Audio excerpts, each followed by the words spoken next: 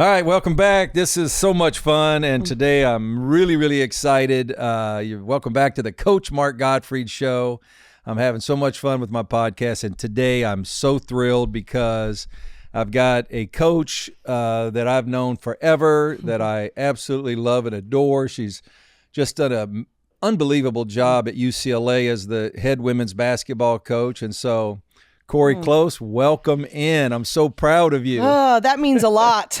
Just driving down to meet you today, I was thinking about how impactful you were. You and Lorenzo were. I can still replay conversations we had, me in the back seat, going down to UCLA, and but just to now be able to be on your podcast, I want you to know how impactful your influence has been on my career, and I just really appreciate you having me. Well, thank you, Cori. And it's just to kind of bring everybody into the loop on that. So when I was an assistant basketball coach at UCLA, Cori joined the women's staff as an assistant coach, and we all kind of lived, out the 101 there off of Calabasas. But the fun thing we did was we had some 6 a.m. basketball games in the men's gym. Yep. And so a lot of times we would get up early and ride on in there and play basketball. But Cori, one thing, and I've said this to many people that I've talked when I talk about you, and even back then when you were just beginning your coaching career, and I was too, I was young, assistant coach, and you were young, you always had this curiosity about you that I love because you always were asking questions, wanting to know, what about this? And you could tell that in your mind you were searching because you wanted to be a coach. And so it doesn't surprise me at all. It doesn't surprise me the success that you have had. Well, thank you. I think, I've been the daughter of a teacher and a coach, and as you can relate to, and I just think it's really not really a professional thing. It's a lifestyle thing that, just to keep learning. And Coach Wooden had a great influence on both of us. And, that's what he used to always say is, just never stop learning, never stop growing. And I hope I don't lose that. I think that it keeps me younger. Like, I'm a little hurt that you said back when we were young. We're not still young. What do you mean? But I think the reality is I think that's what keeps it fresh. I mean, it's all I've ever done. I just did my 32nd year of coaching, and it's just crazy, and of Division I coaching. And I do think one of the things that is keeps it fresh is just hey, how could I get a little better here? Or who could I learn from there? And that's not a burden, that's a joy. Cori, for you, and you mentioned Coach Wooden because he had such a great influence on all of us. We could all go pick his brain and talk to him and have conversations, and you did, I did. But, when you look back, you played at UC Santa Barbara, had a great career, and I think your last 2 years, you guys were really, really good. But when you look back, Cori, for you, like, the people that kind of helped shape you and kind of, you mentioned your parents, but talk about some of those, because we all have people that kind of led us and we learned from along the way. Yeah, that phrase, it takes a village to raise a child. It takes a village to raise a coach too. I'm one of those rare people, and I think you can learn from your best coaches and your worst coaches. But I really never had a bad one. And I'm just so lucky that, I went to play for Mark French at UC Santa Barbara. Then Kathy Olivier, took a chance on me as an assistant at UCLA. And then I went back and worked for Mark French.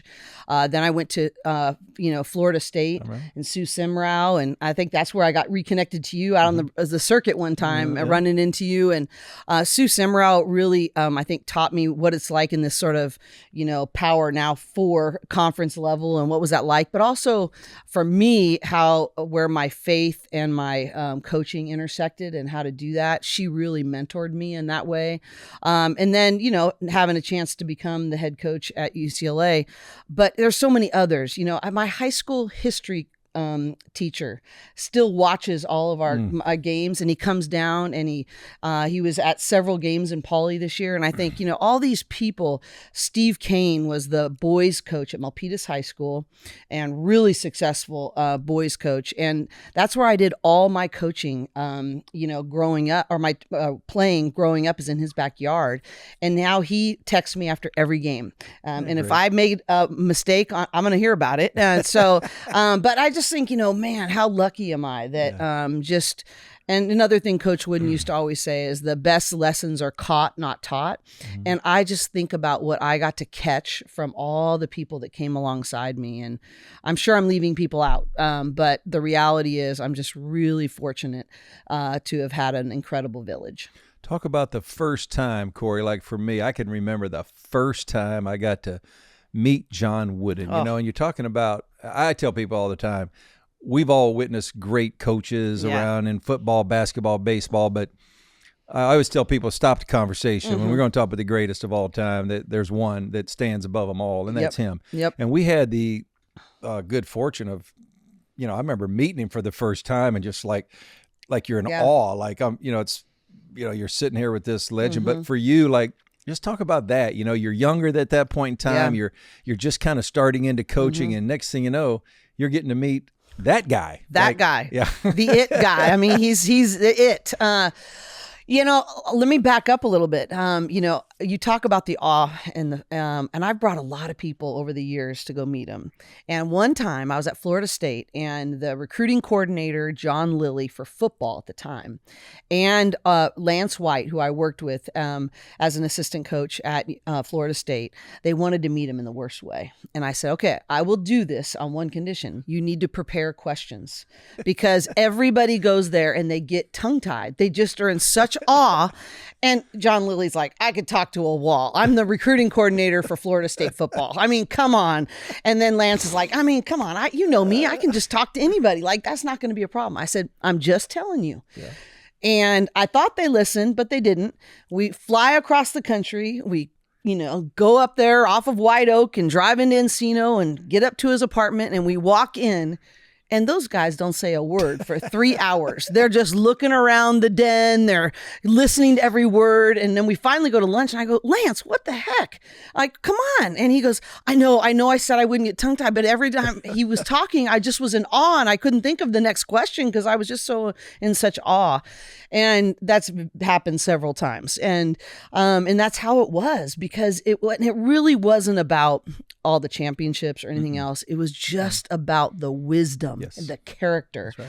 And I just have really drawn from that over and over again. But my first time was 1993, November. And Steve Lavin said, hey, we're going tonight, Tuesday night. And he had a couple other high school coaches going with him. And we went to dinner. I was the only woman. And we go up the elevator, and I'm in the back. I'm a nervous wreck. I'm sweating. And he goes, who are you? And I was like, Cori. He goes, how do you spell that? And I was like, oh, goodness. Cori. He goes, you come with me. And he walks me around, and right outside of his den was a little bench on the ground that said Cori. And he goes, you're the first person that I've ever met that spelled it like my great-granddaughter, Cori. And I was like, and Cori and I are friends to this day. And I pretty much went back about every other Tuesday for about 12 to 15 years after that time. Mm-hmm. It's so special that we were so blessed. I mean, totally. To learn and sit there and the lessons sometimes that you would get with John Wooden. It's amazing. It's incredible.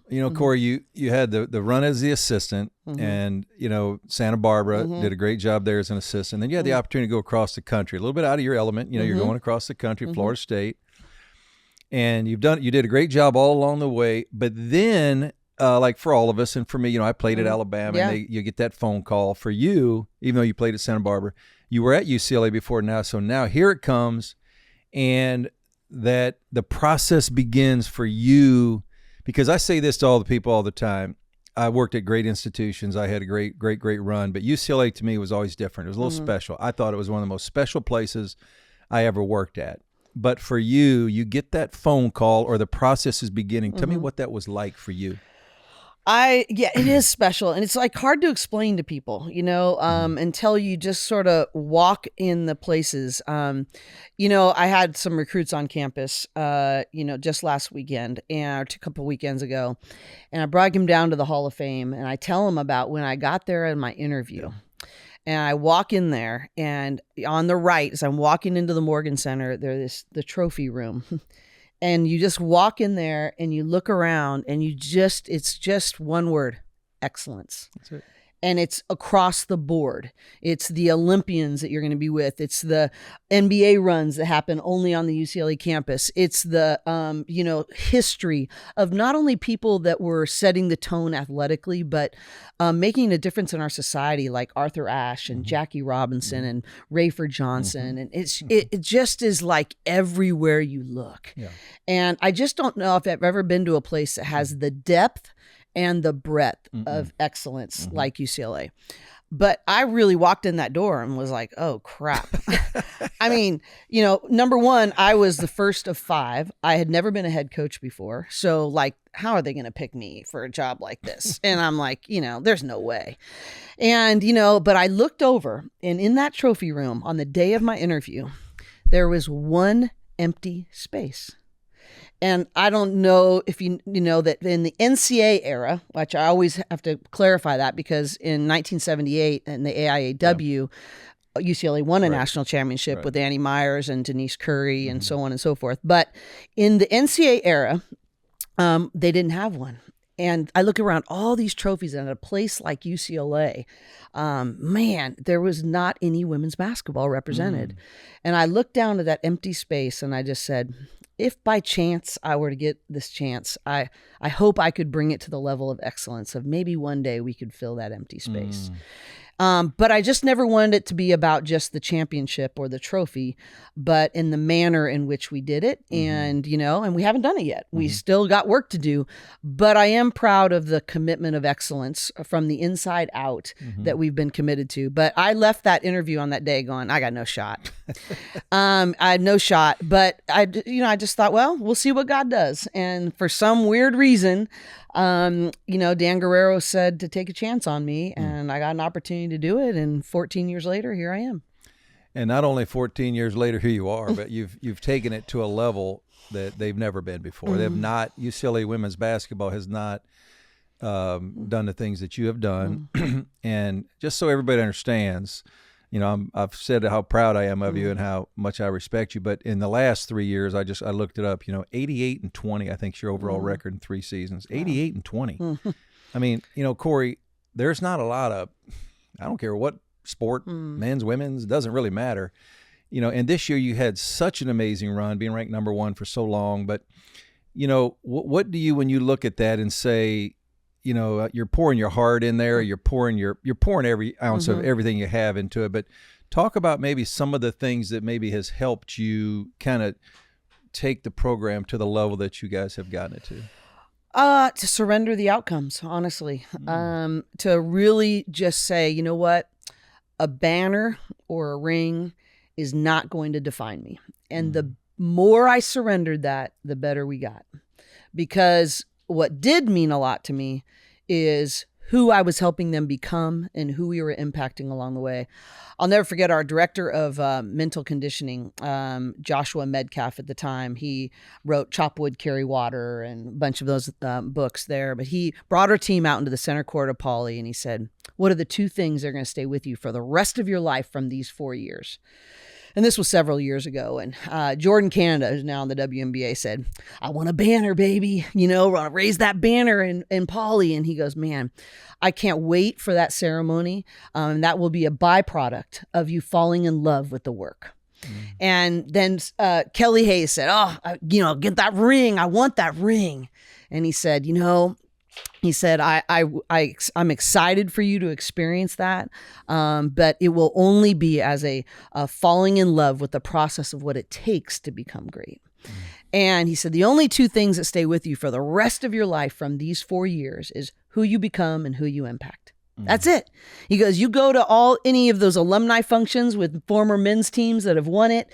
They don't talk about the banners or the rings. They talk about the relationships, the lessons, all of those things. And it just was this huge sort of freeing moment for me that I was not going to let banners and rings define or get in the way of who they were becoming and who they were impacting. And as fun and different things I learned this year, I also learned that it's really empty in a lot of ways. The next day, and I remember talking to Coach Oriema from UConn one time after he'd won the national championship. And I said, what was the feeling like after the parade, after everything? And he said, actually a little lonely. And I was like, what, really? I mean, he goes, it really isn't the best part. And I just have always remembered that. And I think that, it's really about your mission, your why, your commitment to the details and the excellence in the process. And the more for me, because you know me well enough to know that I'm a driver, I want to be great, I'm an achiever. But the more I let go of that and said, hey, I want to be great today. I want to coach players from the inside out. I want to coach their hearts more than their jump shots. The better we got. So good. Cori, when I go back and think of, myself as a coach, and, I coached for a long time. Just a few years. I think I started off with kind of that, there was a pureness in that. That's really what I wanted to do. But I think as I got older and, the challenges and, I'm rising up and, you're in the ACC and the SEC and all that. And then, I think I lost that a little bit where, the desire to win, I just wanted to win. We all want to win. Totally. But for you, it's part of your fabric. It's who you are. I don't think they'll ever veer away from you. But that part of it, I think I know the answer to this. I'm getting ready to ask you, but where do you think, because you have stayed the course with that value, those values that they have not left you. Yeah. And kind of where does that kind of come from on a daily basis for you? Yeah, I think it's several things. One is it starts with this is a calling, not a job. And, my relationship with Jesus is just that I screw up all the time. I struggle to stay on that path. And if it wasn't for that foundation of where my true worth comes from and who I really am as a child of the King, in my opinion, that I would veer a lot further. It's sort of my belay, in the fact of that I know I may fall and I may stumble. I do fall and do stumble, but I know where my foundation is, and I know what I'm going back to. And I think one of the things too, and this also comes from sort of a biblical principle, is that I always say God already knows I'm going to mess up, and He already knows I'm going to get off track sometimes. But what He asks me to do is to continually remember. Remember what you forgot. That's the whole book of Deuteronomy in the Bible, is remember what you forgot. Like, God already knows I'm going to mess it up sometimes. But I tried to build disciplines in my life that help me remember when I forget and what I forgot. And so that is it's sort of a daily process. And I always say that I have to reset my mind every day. That it's not mind maybe, it's not mind hope, it's a mindset. And every morning I got to reset my mind. I can't carry it over from the last day. I got to say, okay, what am I about? Do I need to remember? What is my purpose today? And I think that's helped me. The second thing that's really helped me is the people I've surrounded myself with. I have an incredible staff. I've already talked about the village, but it's not just the basketball village. It's my character village. Like I have people that they're going to put me in my place if I get off track too much or whatever the case might be. And there's sort of an accountability circle in that I've needed, so I think all of us can get intoxicated by the wrong things. And I'm no different in that. And so I've surrounded myself with people and said, hey, will you be a truth teller in my life? And I think everybody needs great balcony people and great truth tellers. And the balcony people are the ones hanging over your balcony of life saying, you can do this. I got you. Nobody better, And then also the people say, hey, you got a blind spot right here. And I need to tell you about where you're sort of losing track right here. And that honestly, that's been hard for me in this new NIL era. Like, man, I'm struggling to keep that healthy tension of winning and excellence and heart posture and investing in their hearts. It's a difficult balance to find. And then I would just say the third thing for me is just really defining what success means. And if I don't define it, the outside world will do it for me. And so I'm redefining that, what? When they walk across that stage, what do I want them to say about their experience at UCLA? What do they want to say about my influence on them? And if I only give them banners and rings, I will have failed them. And so really having a clear vision. I remember reading the book right before I got this job by Tony Dungy called Uncommon. And he tells the story of that he was at Minnesota and his coach said, would it be uncommon for Minnesota to win the Big Ten championship in football? And they all looked at him like, well, I guess. And he goes, well, we haven't done it before, right? And he's like, no. And he goes, so I'm looking for uncommon men willing to make uncommon choices, yielding an uncommon result. Wow. And I thought to myself, if I ever had the chance to become a head coach, what would an uncommon program look like for me? And I started to just define that and really like, what's the vision? There's a million basketball coaches, there's, how was I supposed to do it? And so we sort of came up with this mission of, really understanding that we want to create an uncommon transformational experience and teach, mentor, and equip for long after the ball goes flat. Mm-hmm. And what can that look like, and unpacking that. And I think the more clear the vision, the easier it is to be held accountable to it. So true. Cori, if you had, I'm sure you have these, you got young people that come on your staff or they want to be on your staff, or you bump into young coaches that are 23 years old or 24, just like you were way back in the day when we were going to play 6 a.m. basketball. and they say to you, and you've kind of talked about it, but, Cori, I want to coach, and, that I had a million of them, hey, I want to coach, and, I want to get in. And then sometimes they're already in, but then what advice, like if there was a young coach that also shared even their faith in the fact that, they do have that foundation, what would you tell that person, a young 23 or 24-year-old Cori, that might impact them? Well, and honestly, I'm struggling a little bit with that right now, because I might say, are you sure? That might be my answer. I think it would be to really define their why. And, I actually remember this is one of the conversations I had with you and Lorenzo in those drives, but you were actually sort of teasing Steve Lavin, like, you ain't ever going to get married. You're married to your job and all these things. And I was remembering that driving down here today going, well, here I am, not married, 53 years old. And, I think really I would give the advice of like, how do you want your time to reflect your priorities? I would give your advice of like, can you, in the environment that you're asking to go in, maintain your values in your systems, and then who do you work for, and what will be honored and what will be valued, because all those things factor in. You can have the greatest of intentions, but if they don't define the success the same way you do,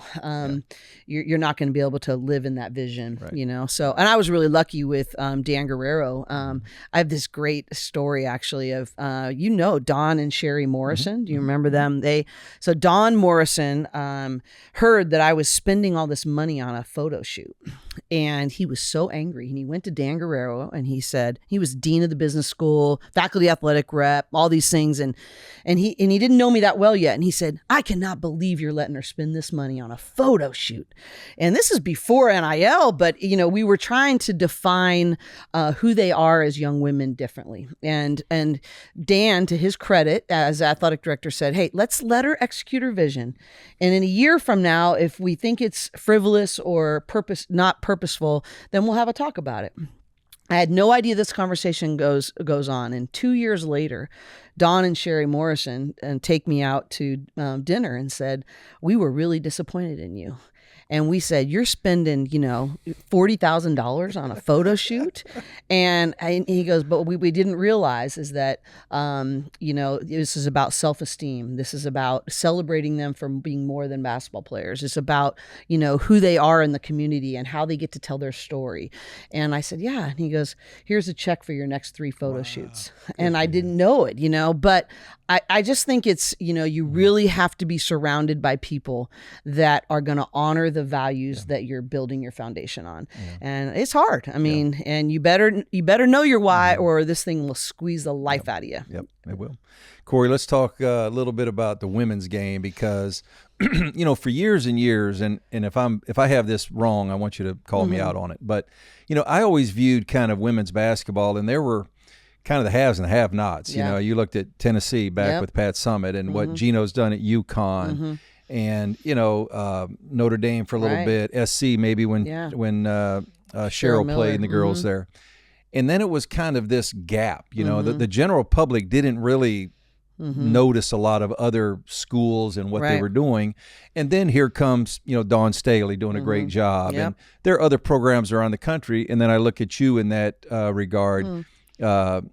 Joni, now Taylor, Joni Crenshaw, who one of my best friends. Actually worked on my staff. I hired her as a graduate assistant coach at Alabama, and I had a female way back before it was even popular. She was so I've known Joni forever. Wow. But I'm watching the women's game all of a sudden rise and expand, and it appears there's more eyes are watching, and more programs have a chance. There was a while where I just didn't think anybody else had a chance. Agreed. It was too hard. Yeah. They were getting all the best players. Right. But what do you attribute that to? Because I really think it's great for not only for the women who are playing, but for young women who are coming up aspiring to play, that want to play college basketball. Yeah, I would even argue that it's great for the young boys that are able to see that, you know what, you can accomplish anything. And whether you're a male, female, like the world is your oyster in terms of that. So that's obviously, we've talked about all the challenging things about being involved in sports right now, and specifically college sports.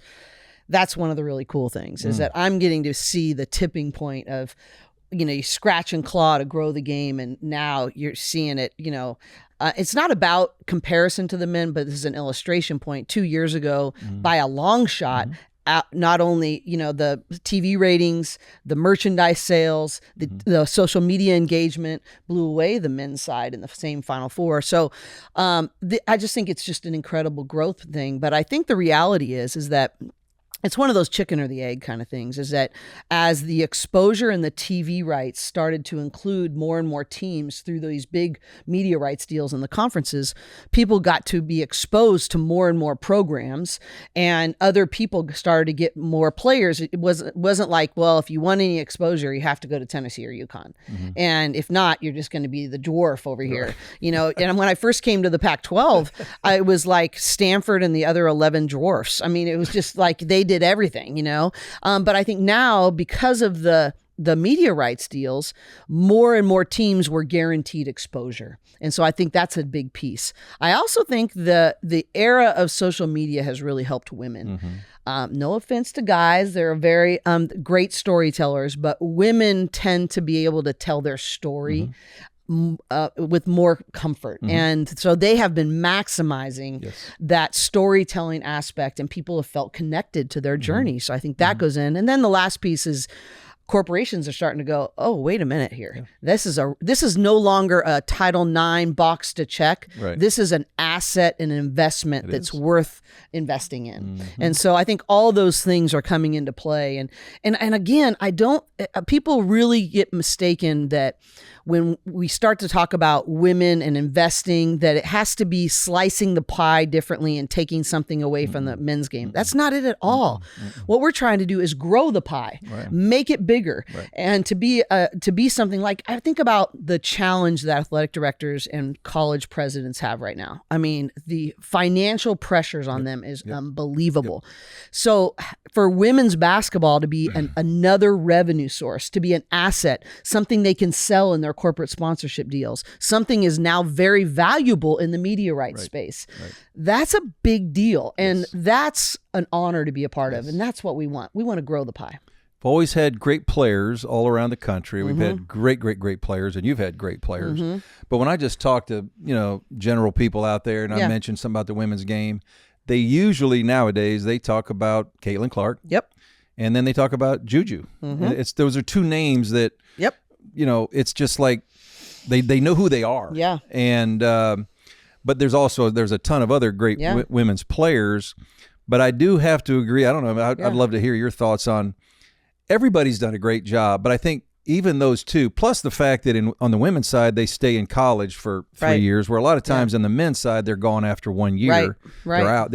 So the fans aren't. They're not getting to really well. And then today with the NIL and the NIL and portal, nobody gets to know anybody anymore. But on the women's side, until maybe now, with girls wanting to change schools all the time, a fan base got excited about. But I thought those two players helped elevate the game even one more notch? I agree. Okay. I had the opportunity to coach Caitlin Clark with USA Basketball for 2 different, sets there. And, she has a charisma about her. And then she chose to stay home at Iowa, all these different things. But it's really undeniable what she has brought to the game. And also, what Juju's brought. And people are like, oh, do you like begrudge? I'm like, no, I'm like thrilled about it. I'm actually really disappointed. I had a marketing meeting yesterday. I'm disappointed that she's injured. So next year, it's not quite the same. When you have 2 top 5 teams in the same city, 13 miles apart, like coming at it. It was the hottest ticket in LA, more than the Lakers, the Clippers, anything was our games. And, to be able to have that is awesome. And I would actually add Lauren Betts is the next one really surging a little bit, her and Hannah Hidalgo at Notre Dame. And Paige Beckers was really big last year and all those things. But I think the cool thing is that I think the women understand, like, man, I'm getting to do something not just for me, but that's elevating the entire game. And I think Caitlin takes a lot of pride in that. That corporate sponsorship deals are happening because of what she did for other people. The media rights deals for the WNBA, because of what she did. She's not the only one. There's other great contributing factors. And the product has been good for a long time. For whatever reason, the public latched on to what she was doing, and everybody is benefiting. And I don't think that's that controversial. Other people have said it is, but I'm like, you can celebrate and appreciate the great basketball of the past and realize, you know what? She did something for our game that we couldn't have gotten done up to that point. I've told people those two if you go back on the men's side, Bird and Magic in the NBA was failing. Agreed. And I was a high school senior and watched the NBA finals on tape delay. They couldn't get live TV. And I look on the women's side and I say, okay, there's women right now that are elevating the game for everybody. For everybody. I had Dan Gavitt on this show, Dan is the vice president of basketball at the NCAA. He's a great friend. And we talked about with the women's Final Four and the men's Final Four, and they're 2 different cities. And then some people say, well, why don't they just move into the same city? And Dan said, we're not really even thinking that way. Like the women's game, especially when it was in Cleveland, Final Four in Cleveland, it's selling out. I mean, you can't get a ticket, and it's creating its own identity on its own without having to piggyback onto the men, right? Which I think is such a great thing. But he was said, I don't think that's even kind of on the radar for right now. And what's your thoughts on that? No, and credit to Dan. I was on the Women's Basketball Oversight Committee for several years and worked closely with him, and just really appreciate his leadership. And he's worked really, really hard, and I really appreciate what he's done. And I actually went through it with him with the Kaplan report when some gender equity things came out when we were in the bubble, and I was a part of that group that made some changes. But then I was, I'm in the Final Four for the first time, in our school's history in the NCAA era this year. And I had this smile because of the work I did with Dan. I walked into the hotel rooms, and all the prizes were the same. The food were the same. The quality of the hotels were the same. And that is only 4 years old. And I just appreciate what the sacrifice that took to make that happen. But I just think we're in a different time and space. And I think that we have earned a different level of respect, engagement, interest, and I think there's no looking back. Do you think, Cori, and you've been involved with USA Basketball. Right. I was fortunate enough. I coached our Pan Am team with Jay Wright back in Rio de Janeiro. But talk about that for you, because you have been involved in the World Games. Yeah, I was with the U19 World Cup and the U23 World Cup. At that time, that doesn't even exist anymore. But I did it both as an assistant and as a head coach. Talk about. Because for me, and even though we were in Rio de Janeiro and whatever, but you walk out there with USA on the chest. Now you can. When I was fortunate enough to be involved with USA Basketball in Pan Am Games, but for you, talk about that, because that's a little different element than. You love UCLA. I love NC State, Alabama. But boy, when you put UCLA on your chest, it's a little different. It's a little different. But USA, when you walk out there, it's like. Wow. Like you're representing something big and different, and you were just a small little speck in the big thing of USA basketball. One of the things I love too is, when I was with them, that really stuck out with me the first year is they never once talked about gold medals. They only talked about gold medal habits. And that really stuck with me. Here in the women's side, they've won, I think 9 straight now. And it's just ridiculous levels of excellence. And when you walk out there with USA basketball, it doesn't matter where you are in the world. It is just like remarkable. And I just thought it still comes back to habits. It's still, and you think about, I remember Krzyzewski talking about when he was coaching, and that Kobe was like, a different level of work ethic. And he just, he was always on time. He would always go early. He would be out in a driveway outside of a hotel with just gravel, and he'd be working on his footwork before they ever left to do anything. And, I just think, it's still the same, but when there's a prestige about it, I just think, what an honor to be a part, number one, and what a teachable moment to bring back to your teams or even little kids. It doesn't matter what level it is. The people that have sustained success have gold medal habits, period. When I was with them, and I can't imagine with even our senior team, obviously with Coach K and Popovich and the guys on the men's side, but there's also an element of pressure because,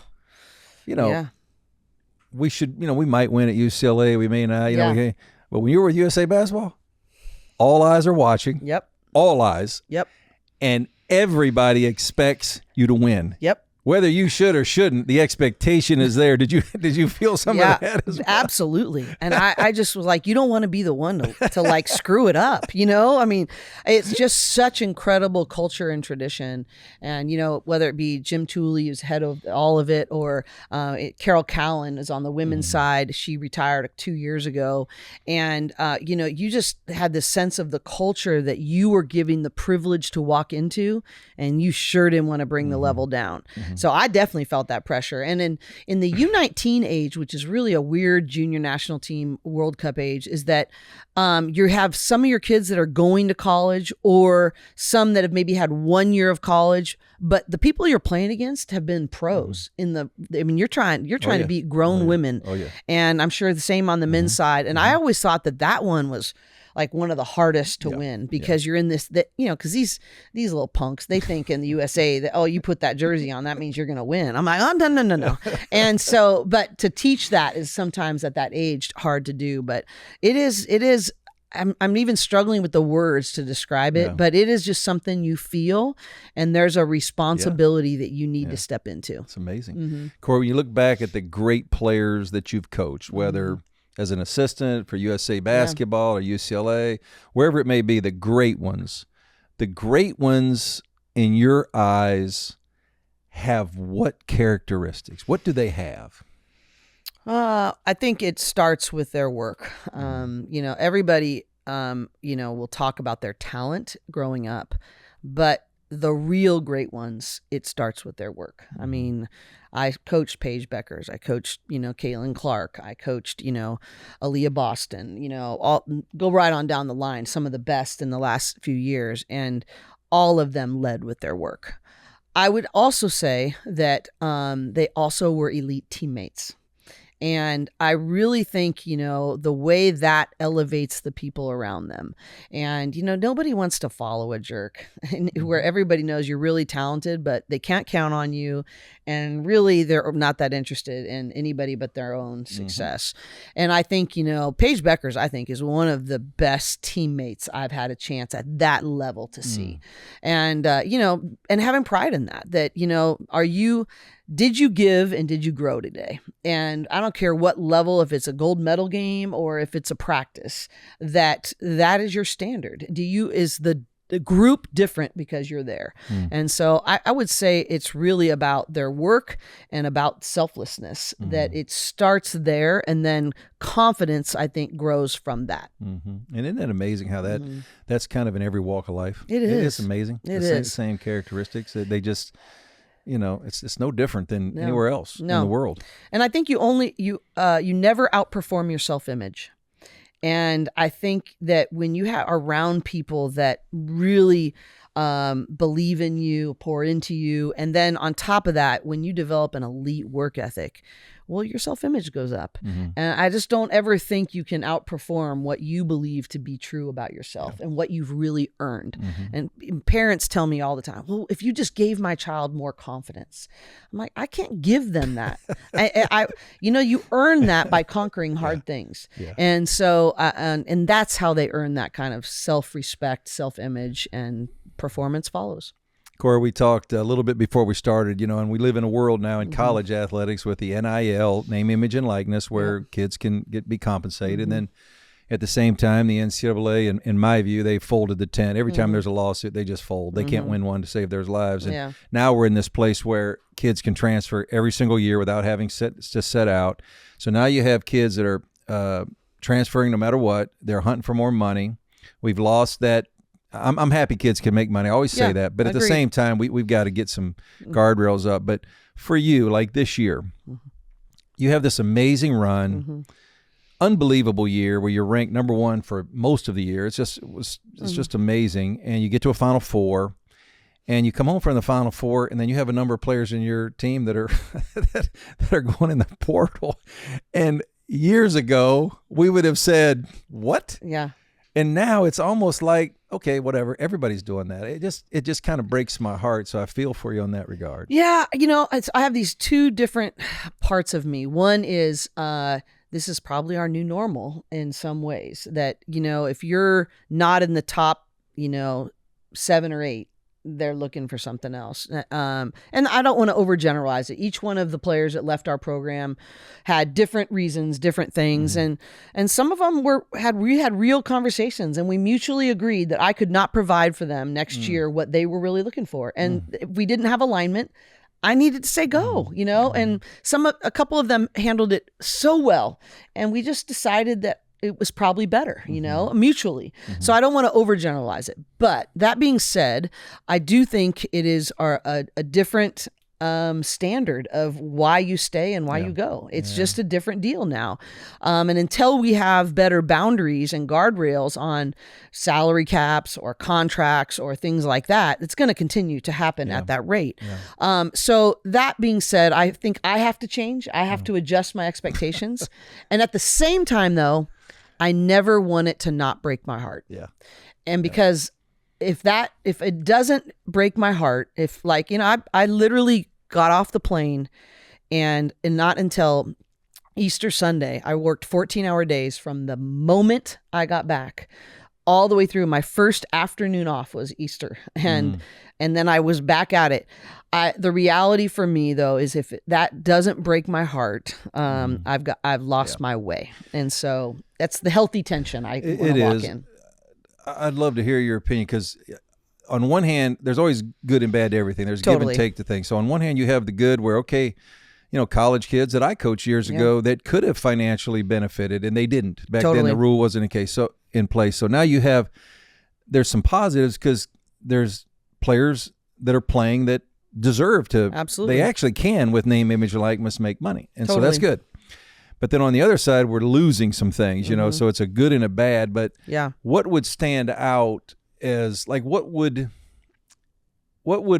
hurts you, or I shouldn't say hurt you, what concerns you, the negatives of the state we're in with college athletics, with NIL and portal? What are we losing? What have we lost? Yeah, I think we've lost a couple things. One is there's just a sense of selfishness, entitlement, I'm owed something, that is just not how life works. And so I feel like not only is it not very fun to be around, and it's hard to build a really quality team when you have that, but also it sets them up to fail when they leave, because that isn't how the real world works. And so, it's such a short-term deception of what is successful, and it's not long lasting. And so, I mean, you think we would have learned, because, what's a stat, like 5 years after guys leave the NBA, Like 58% of them are bankrupt. Mm-hmm. It's just a crazy world that way. And we're setting ourselves up for some of those same things. And secondly, it goes back to what we talked about earlier, is the reality of what's really valuable about this. When someone first said many, many years ago that it would be good to give an athletic scholarship, why?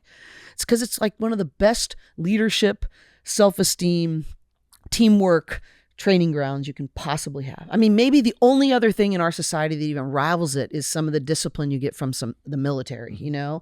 And I just think we are losing the best parts of why athletics is so important. And we don't even talk about a full athletic scholarship. One of the most loved people in our program at UCLA is a woman named Karen, and she does all of our creative content.